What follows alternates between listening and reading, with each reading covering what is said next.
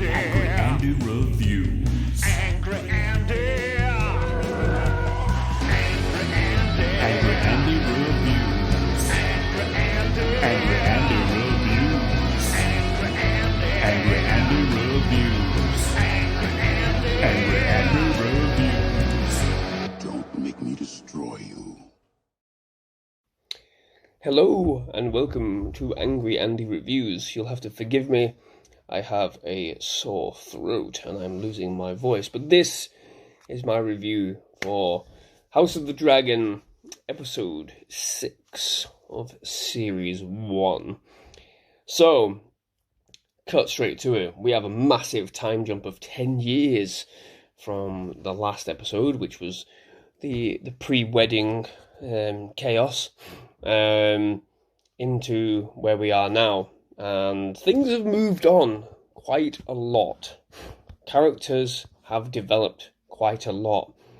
Obviously, there is a lot of development that we haven't seen. There's a lot of stuff that's obviously clearly happened that we haven't seen, which raises a few sort of eyebrows from me. My rather large eyebrows. Raises a few questions from me as well. It's been one of my sort of issues, really, is like how quickly we are sort of jumping the time jumps. They have worked to a degree. It hasn't been detrimental to the series entirely, but some character moments have felt lost. And immediately I was sort of concerned, okay, we're jumping ahead massively. We need to, obviously, but at the expense of what? Are we going to lose some interesting character moments, some interesting previously character discussions and moments that have happened that they'll refer to in sort of I remember when you did this, oh yeah, that was great, kind of thing, like in The Simpsons. But no, thankfully we don't really have too much of that. Like I said, clearly a lot has happened. The show opens up, spoilers by the way, the show opens up with Rhaenyra giving birth for a third time. So she has had 2 children already. So we're 10 years in. And obviously Rhaenyra is a completely different actress. So yes, they have recasted a number of the characters. Rhaenyra, Alicent, Saleya, I can't remember his name because he's not very interesting a character. And a number of others, but none of the original principal, sort of, if you like, Paddy Considine and Matt Smith. Rhys Ifans, we haven't seen him again in this episode. He doesn't appear. He's referenced to, but he doesn't appear in this. But there is some development here. So Rhaenyra's had children, and funnily enough, they don't look anything like her husband. They don't really look anything like her, to be honest. They don't have any of the Targaryen or Valyrian sort of idiosyncrasies, if you like. There's no white hair.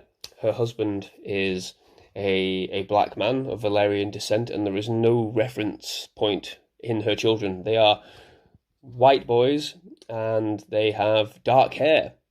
So flags are being raised across the whole of King's Landing, and this is what this episode pretty much sinks its teeth into, is this sort of like these whisperings. So we're getting sort of like the birth of like the little birds, if you like. We're here, there's whispers being spread around, there's a rumour of deceit, and everything comes to a head. I'm not going to really delve too much into what happens in the episode, because obviously you should watch it yourself, but this forms the basis of the entire episode.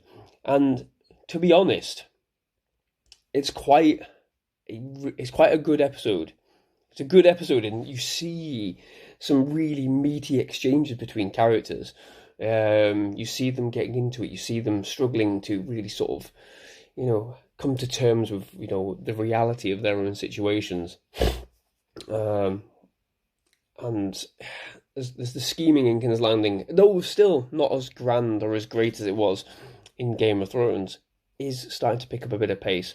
There's some lofty exchanges. There's a fight which results in Rhaenyra's lover, who is clearly and obviously the father of her children, and he is banished. He's sent away to Harrenhal, and shit goes wrong, and it's horrendous.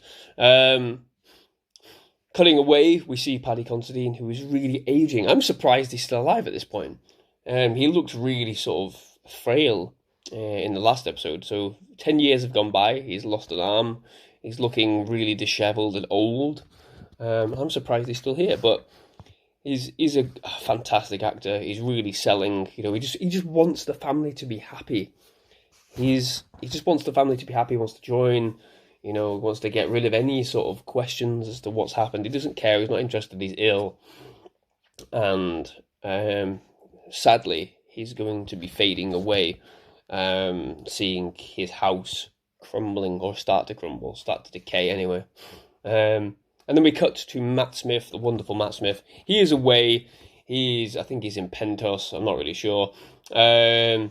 With his wife, and he's got children. He's got 2 children, and his wife is sort of parallel to Rhaenyra, giving birth as well. But it doesn't go to plan, and there is an interesting sort of, again, another parallel between his situation with his wife. He's married one of the Valerians, and we see the same similar situation. The baby's not coming.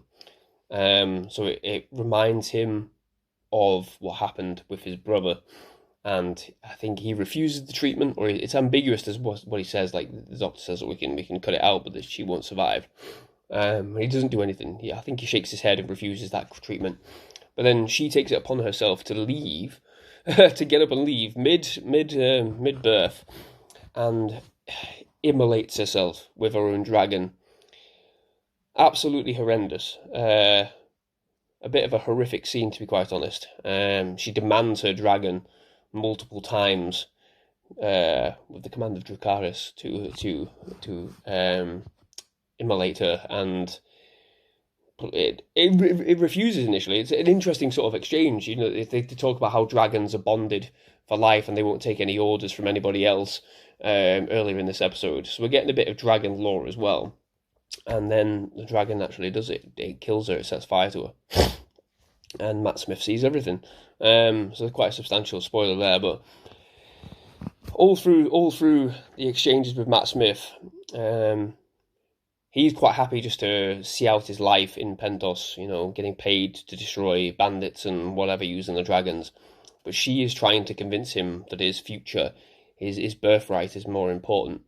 And that, you know, she wants to go back home with the children and have them earn their birthright as well. So there's an interesting sort of development there, and whether this is going to stoke the fire in Matt Smith's character Daemon to, to rekindle his desire for the Iron Throne. And then we see, obviously, going back to Rhaenyra's, Alicent's children, Aegon, is an arsehole. But that's the thing with this series. The Game of the Thrones is obviously still there. The Game of the Iron Throne is still there. But I do struggle to really care who ultimately wins, because they're all fucking pricks. They're all arseholes. Originally, like in the original series in Game of Thrones, you thought you sort of sided with specific people as to, you know, who you'd like to see, you know, on the throne. We sided with Daenerys for a bit, and then she became fucking nutter for no reason. And then we sided with, Tyrion. We sided with Eddard. You know, we sided with specific people. In this, I don't really see anyone as being particularly right or wrong. I think they've all got severe major flaws. They're all horrible fucking people. They're all arseholes. Absolutely, they're all arseholes. So, at the moment, I don't really care who wins. And I think that's something that we need to sort of see a bit more of. We need to find some ground where we feel sorry for them, or, you know, we agree with them. I mean, of running with that, I think Matt Smith, purely on the basis that he's the one character that I like the most, I think he's the only one really that I give a shit about. I don't care about Rhaenyra's struggles, because she's made her own bed. I don't care about Alicent because she's a horrible character. And And I mean, like, the acting's much better in this. I'll just say it, the acting's much better. This 10-year time gap, these new actors coming in, it's much better. The acting's solid across the board, but I just don't care about Alison. I think she's a fucking weasel.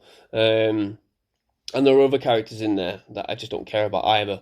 So I am literally watching the show for Matt Smith, just to see what he's going to do next. And I do believe the show would be a lot poorer without his skill level in there, without his scheming, without his mood. His general mood is just entertainment. But again, he's an arsehole as well. None of them deserve to rule. If anything, we need somebody else to come in and ruin everything, but that's not what the show's about, is it? Excuse me. So, yeah. But on the whole, I think this episode signifies a much better improvement, even though there's a massive time jump, which I was a bit sort of sceptical about. There is a significant improvement, and I really enjoyed this episode purely because it got into the nitty-gritty, and the dialogue seemed to fit, the writing seemed to fit. It didn't feel forced. So, on the basis of that, I am going to give this episode a solid 9 out of 10. First time in the series. And I am enjoying the series, so don't fuck it up. But yeah, that's it. I'm going to end the review there, because my throat is absolutely killing me. I don't know why. I sound like Bane from Batman. But there you go. I'm going to end this episode there. The review there. So yeah, solid 9 out of 10. Bye-bye.